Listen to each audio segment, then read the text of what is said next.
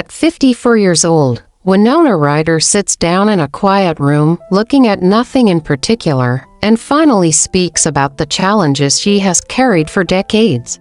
And while the world remembers her as the mysterious star of the 90s, she wants the world to know something different, that behind the cameras, behind the fame, behind the iconic roles, there was a long, exhausting journey that few ever saw. This is not a dramatic story, not a sensational one, just a slow, steady unveiling of a life filled with difficulties she rarely talked about. Introduction. Today's video takes a calm, measured look into the life of Winona Ryder, a woman who has spent her entire career being observed, analyzed, and often misunderstood. A woman who now, at 54, chooses to revisit the challenges that shaped her. There will be no dramatic pauses, no emotional music, only a gradual, almost monotonous narration that attempts to match the quiet tone of her reflections. Section 1: Early Life. In the weight of expectation, Winona Ryder was born Winona Laura Horowitz in Minnesota. Her early years were far from glamorous, filled with constant movement, new environments, and complicated social surroundings. Her parents were artistic, intellectual, and unconventional, qualities that gave her creativity but also created a sense of distance between her and other children. From a very early age, she felt different. Not necessarily special, just different. While other kids formed friend groups, she found comfort in books. While others enjoyed loud activities, she preferred silent corners. This silence would follow her into adulthood, forming the base of many of her later struggles. When she was still young, her family moved again. And then again. Each move brought new schools, new challenges, and new moments of isolation. By the time she reached her teenage years, she had already learned that blending in wasn't something she was particularly good at. And strangely enough, this inability to blend in would become the very thing that made her stand out on screen. Section 2: Breaking into. Hollywood. Winona didn't enter Hollywood with thunder or applause. Her early auditions were quiet, serious, almost too introspective for casting directors expecting bubbly young actresses. Yet this was precisely what made someone notice her. Her first roles came slowly, without much fanfare. She didn't explode into fame. She drifted into it. When she appeared in Lucas 1986, audiences found her presence interesting not because she was loud or expressive, but because she wasn't. Her calm, almost unreadable expressions created a kind of mystery that set her apart from her peers. And Hollywood noticed. Movies like Beetlejuice, Heathers, and Edward Scissorhands followed. Each film added to her reputation as one of the most quietly compelling actresses of her generation. But with every movie came something she never fully expected: pressure. The pressure to remain relevant, the pressure to maintain her image. The pressure to be perfect in a world that rarely allowed mistakes. This pressure built slowly, quietly, forming a weight she carried even when the cameras weren't rolling.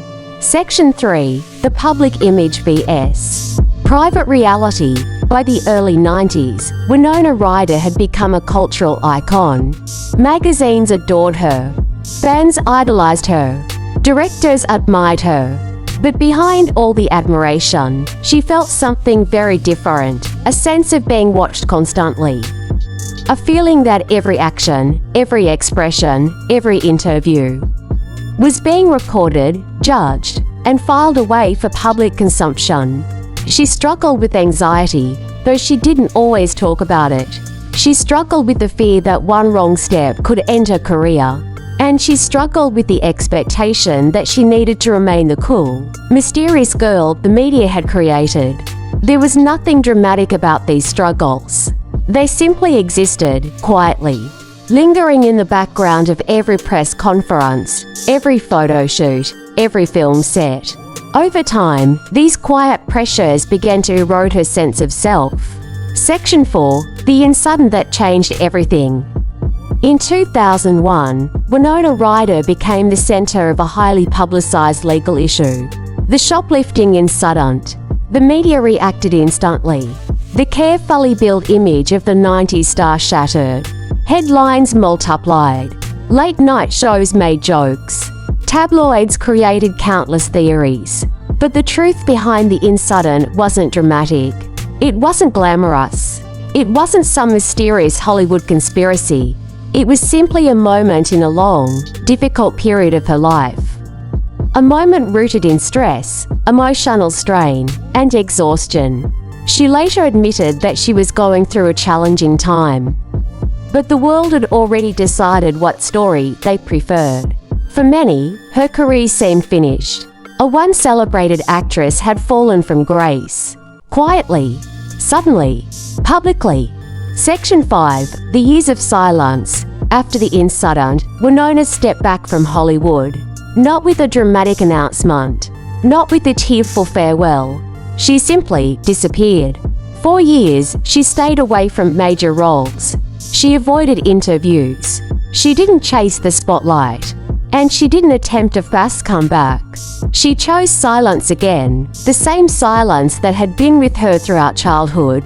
During this time, she focused on healing. She reflected on her life. She dealt with the emotional challenges that had built up over the years. The world moved on. New stars appeared. The industry changed.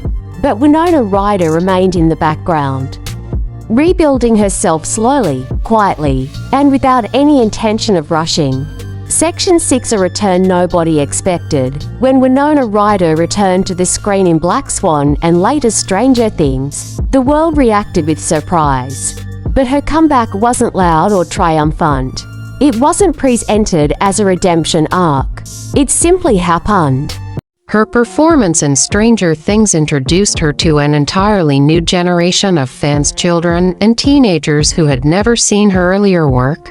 And yet, her presence remained the same, calm, emotional, intense, but never too dramatic. Hollywood celebrated her return, but Winona herself remained reserved. She didn't seek praise. She didn't try to reclaim her crown. She simply worked quietly, steadily, with the same intensity she had as a teenager. Section 7 at 54, opening up at last. At 54, Winona Ryder finally speaks about the challenges she faced. She doesn't raise her voice.